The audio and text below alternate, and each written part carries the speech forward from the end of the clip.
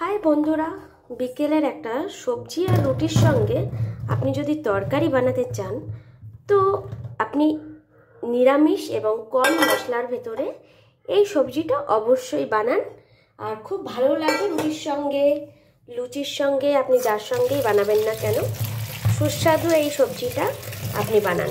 তো দেখে নিন আমি কিভাবে সবজিটা বানাতে চাইছি, আর এই সবজিটা বানাতে আমি কি কি সবজি ব্যবহার করছি সেটাও আপনাদেরকে আমি বলে দিই। প্রথমত আমি পটলটাকে ঠিক এই সাইজে আমি কেটে নিয়েছি ছোট ছোট করে, আর তার সঙ্গে নিয়েছি আমি ঝিঙা, ঠিক এরকমভাবে কেটে নিয়েছি। আর তার সঙ্গে আমি কুমড়ো নিয়েছি, ঠিক ছোট ছোটোভাবে কেটে নিয়েছি ডুমো ডুমোভাবে। আর তার সঙ্গে কেটেছি আমি আলু।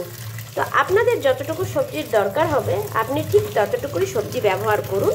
আর এই সবজিটা সত্যি বলতে খেতে খেতে অনেকটাই খাওয়া যায়, তো একটু মাখা মাখাভাবেই আমি এই সবজিটাকে বানাবো। তো চলুন বানানো যাক। তো আমি সবজিটাকে প্রথমত এইভাবে কেটে ওকে আমি ভালো করে ধুয়ে নিচ্ছি। ভালো করে ধুয়ে নেওয়ার পরে আপনি গরম আঁচটা জ্বালিয়ে দিন, আর তার সঙ্গে কড়াইটা বসিয়ে দিন। কড়াইটাকে ভালো করে গরম হতে দিন। এবার আপনি আপনার পরিমাপ মতো তেল ঢেলে দিন।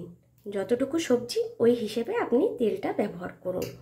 তো আমার সবজি যেহেতু বেশি না, তাই আমি অল্প তেলেই ব্যবহার করি, এবং অল্প তেলটাই আমি ব্যবহার করা মনে করি ভালো সব সবজির ভেতরে, বেশি তেল না খাওয়াই ভালো। তো যাই হোক, তারপরে আমি দিয়ে দিচ্ছি কালো জিরে, সামান্য পরিমাপ মতো আপনি দিয়ে দিন। আর লঙ্কা, পেঁয়াজ, টমেটো এগুলো অবশ্যই দিতে ভুলবেন না। আমি এখানে কেটে নিয়েছি, এগুলো আমি একের পর এক ছেড়ে দেব। তো যেহেতু একটা ভাজা হয়ে যাচ্ছে, তো আমি অল্প করে পেঁয়াজ, একটা কুচি কুচি করে পেঁয়াজ দিয়ে দিচ্ছি, আর তার সঙ্গে কাঁচা লঙ্কা। পেঁয়াজটা হালকা লালচে লালচে হয়ে আসবে, আপনি তখন এর ভেতরে সবজিটা ঢেলে দিন।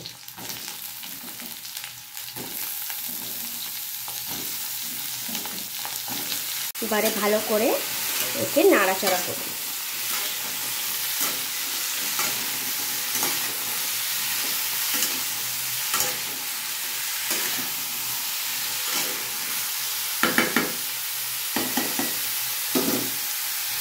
আপনার পরিমাপ মতো আপনি হলুদ দিয়ে দিন।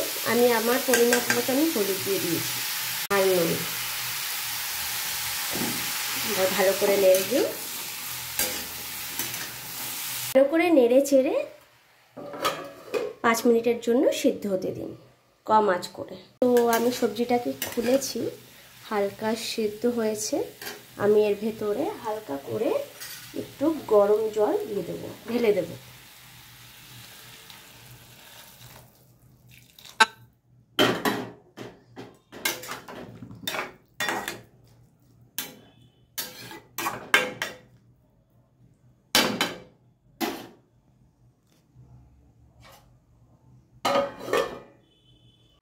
মাঝে মধ্যে ঢাকনাটা খুলে একটু নাড়া দিন, আর একটু দেখুন সেদ্ধ কতটুকু হয়েছে।